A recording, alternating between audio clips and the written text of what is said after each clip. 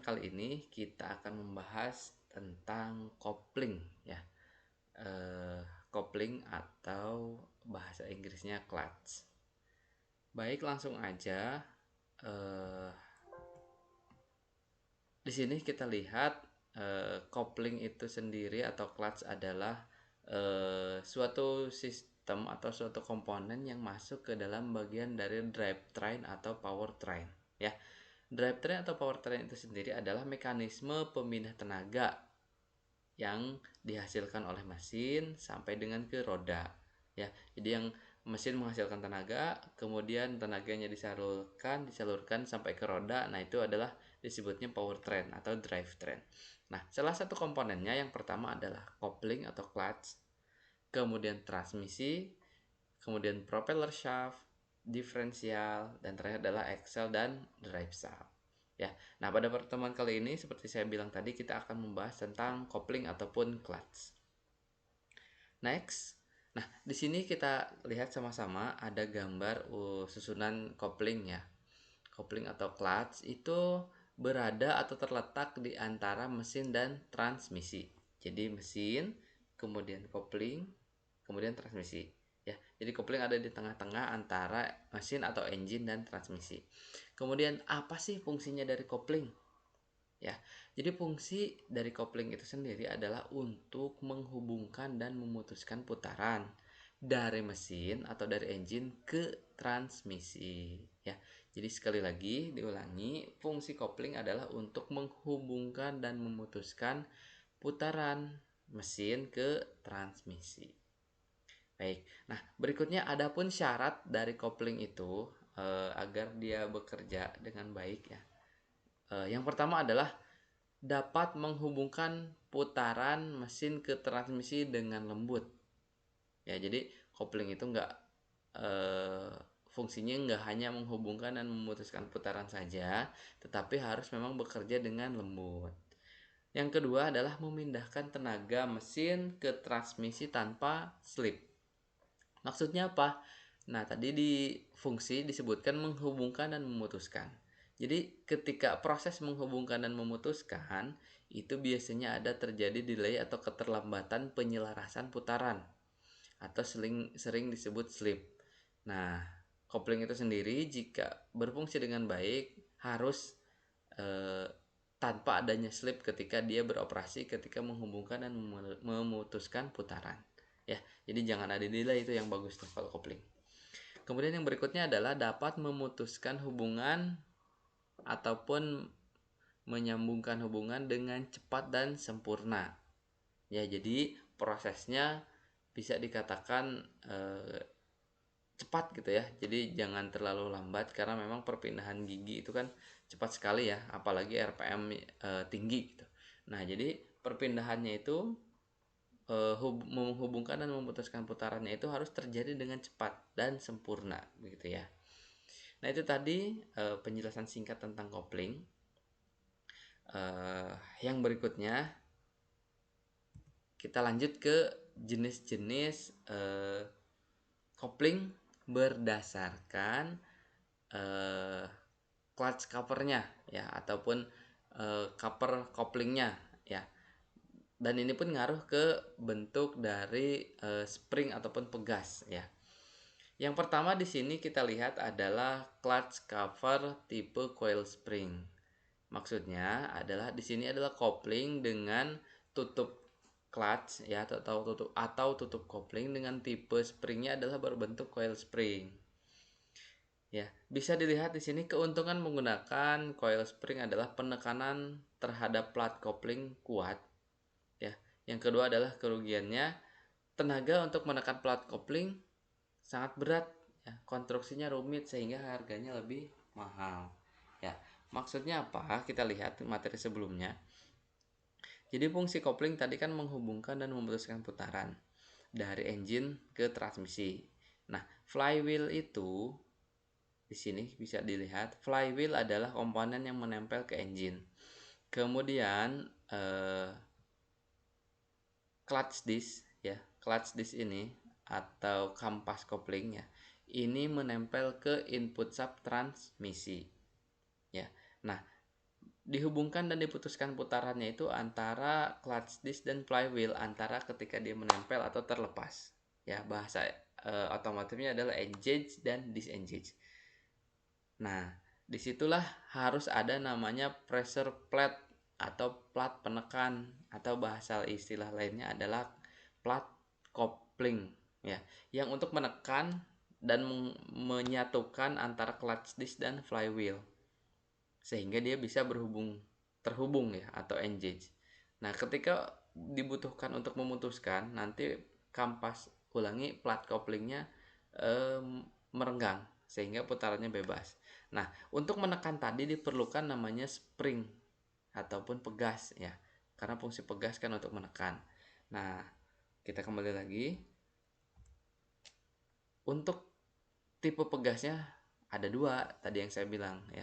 Ada tipe coil spring yang pertama ya, dengan beberapa keuntungan, yaitu penekanan terhadap plat coupling kuat ya. Jadi dia proses menekan kampas kopling oleh plat kopling itu kuat sekali. Cuman di sini ada kerugian, yaitu tenaga untuk menekan plat kopling itu sangat berat sehingga konstruksinya rumit ya, dan berakibat mahal jadinya ya. Oke, bisa dilihat gambar di sini ya. Ketika kita injak, di sini ada coil spring coil, itu lilitan ya. Jadi ada pegas yang berupa lilitan yang nantinya akan menekan pressure plate akan menekan disc clutch ya, dan kemudian menekan ke flywheel. Nah, untuk tipe yang kedua di sini ada clutch cover model diafragma. Artinya apa? Springnya berbentuk diafragma ya, bukan berbentuk coil atau lilitan. Maksud dari diafragma di sini adalah dia menggunakan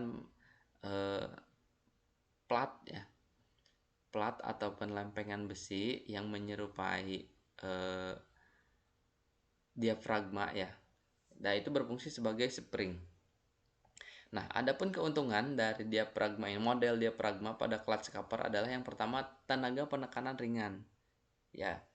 Jadi kita tidak harus membutuhkan tenaga yang besar untuk menekan diafragma spring ini. Yang kedua adalah penekanan plat coupling lebih merata.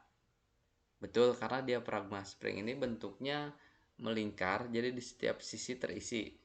Lain halnya dengan tipe coil spring yang sebelumnya. Ya, pada tipe coil spring itu tipe atau poin penekanannya ada 3 ya. Dalam satu lingkaran ada 3 titik. Nah, kalau ini dalam satu lingkaran full titiknya, sehingga tadi penekanan plat coupling lebih merata. Yang berikutnya, tenaga pegas tidak berkurang oleh ada gayanya sentrifugal ya. Jadi maksudnya adalah ketika kopling ini berputar, artinya mobil atau kendaraan dioperasikan, kopling ini kan berputar. Nah, model diafragma ini tidak terpengaruh oleh adanya gaya sentrifugal, sehingga cara kerjanya ataupun fungsi kerjanya masih normal di kecepatan berapapun. Kemudian ada nih kerugiannya. Yang pertama adalah penekanan terhadap plat kopling lebih kecil. Betul, penekanan terhadap plat kopling lebih kecil, sehingga umumnya tipe diafragma ini digunakan untuk mobil-mobil kecil atau mobil niaga penumpang yang sedikit gitu ya. Karena tadi penekanannya kecil, sehingga tekanan yang dihasilkan kepada clutch disc ya atau kampas koplingnya tidak terlalu kuat, sehingga cengkeramannya tidak besar juga ya. Oke, itu dia untuk tipe spring dan tipe clutch cover berdasarkan dengan springnya ada dua ya. Yang diulangi, yang pertama coil spring, yang kedua adalah diafragma spring. Kemudian kita lanjut ya. Komponen berikutnya pada kopling atau clutch yaitu disc clutch atau kampas kopling ya. Ada kampas kopling, ada plat kopling ya, boleh. Ini sedikit keliru. Jadi fungsinya adalah sebagai bidang permukaan atau facing ya disebutnya ya. Bidang gesek, facing bidang gesek untuk meneruskan tenaga putar dari mesin ya. Mohon maaf terpotong, dari mesin ke transmisi. Jadi prinsipnya seperti sistem rem yang memanfaatkan gesekan ya. Di sini pun sama pada sistem kopling. Jadi untuk meneruskan putaran ataupun tenaga dari mesin ke transmisi itu medianya dengan menggunakan friksi ataupun gesekan. sehingga putarannya bisa diteruskan. Nah, kemudian yang kedua adalah cushion plate untuk memperlembut saat kopling berhubungan. Jadi cushion plate ini adalah suatu komponen yang ada di tengah-tengah clutch disc ya. Jadi clutch itu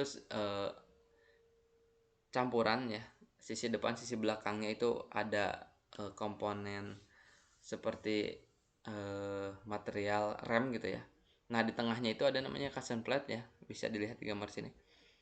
Dia prinsipnya seperti spring, cuman tidak terlalu kuat, tapi bisa memperlembut saat kopling dihubungkan atau diputuskan ya. Jadi yang bertanda warna kuning ini mungkin ada sedikit efek spring ya. Jadi dia agak meredam gitu. Yang ketiga adalah torsion damper untuk meredam kejutan saat kopling berhubungan. Nah, bisa lihat di gambar di sini ada namanya torsion damper. Ya.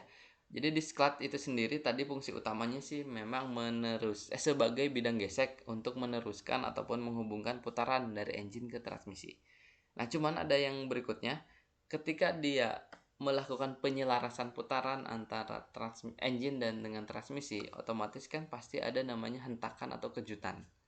Karena itu terjadi adanya beda putaran antara engine dengan clutch disc. Nah, ketika dia menempel, ketika dia kontak, ketika dia melakukan penyelarasan, ada kejutan yang timbul ya. Nah, fungsi torsion damper inilah yang untuk meredam kejutan tersebut. Torsion damper di mana fungsinya ini di sini ya. Bisa dilihat ini kursor saya yang bergerak. Jadi ini namanya torsion damper ya. Jadi damper atau penahan berbentuk spring untuk meredam kejutan pada saat clutch disc ini engage ataupun disengage. Lanjut, yang berikutnya di sini ada mekanisme penggerak kopling ya. Jadi mekanisme penggerak kopling itu dibagi dua.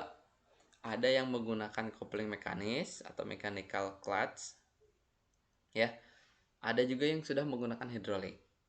Nah, ini yang pertama di sini kita bahas tentang kopling mechanical. Sehingga cara kerjanya adalah dari tuas kopling di dalam kabin yang akan nanti diinjak oleh operator ataupun driver berbentuk ataupun menggunakan tali ataupun kawat ya. Nih di sini tulisannya clutch release cable. Ya. Jadi maksudnya apa? Maksudnya dia masih menggunakan cara kerja sederhana ya, yaitu menggunakan kopling ataupun kabel kawat ya. Ketika diinjak, kawat itu akan menarik release fork ya, melalui jalur kawatnya tadi menarik release fork. Nah, release fork akan menarik release bearing ya, bearing pembebas sehingga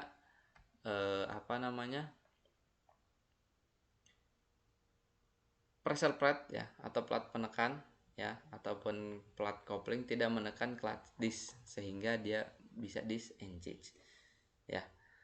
Kekurangannya apa ya? Kekurangannya karena dia berbentuk mekanikal ataupun mekanis gitu ya, sehingga kekurangannya ada di sisi tenaga.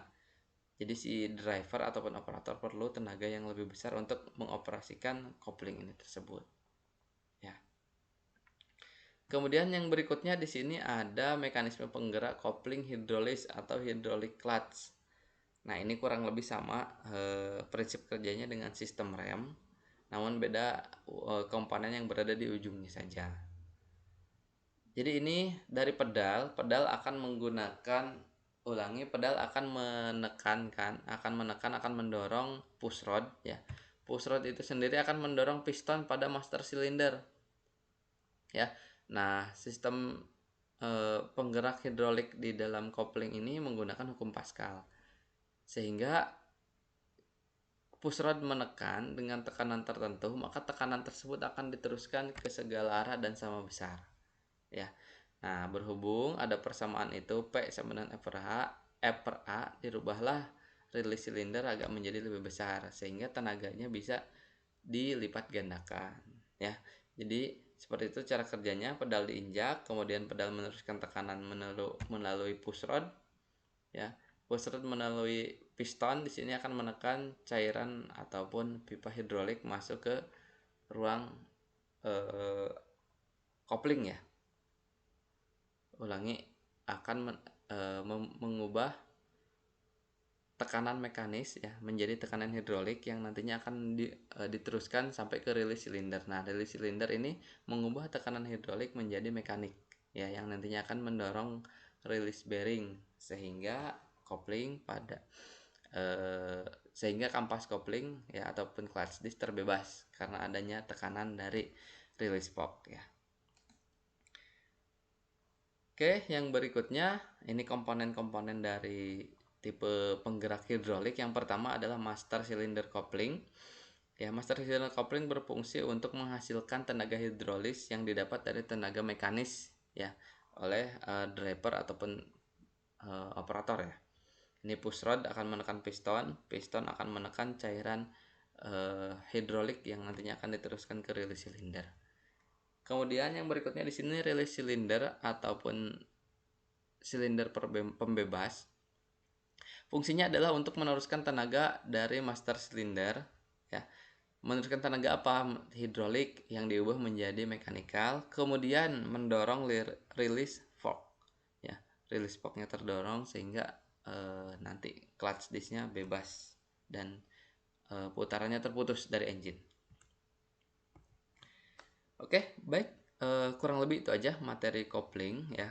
Mohon maaf ini mungkin agak singkat materinya, cuma nanti untuk lebih lengkapnya kita bisa pelajari sama-sama, lihat pada literasi ataupun modul ya. Ataupun memang masih bingung boleh di chat di kolom komentar. Baik, itu aja, terima kasih banyak. Sampai jumpa di pertemuan selanjutnya. Tetap semangat untuk belajar. Assalamualaikum warahmatullahi wabarakatuh.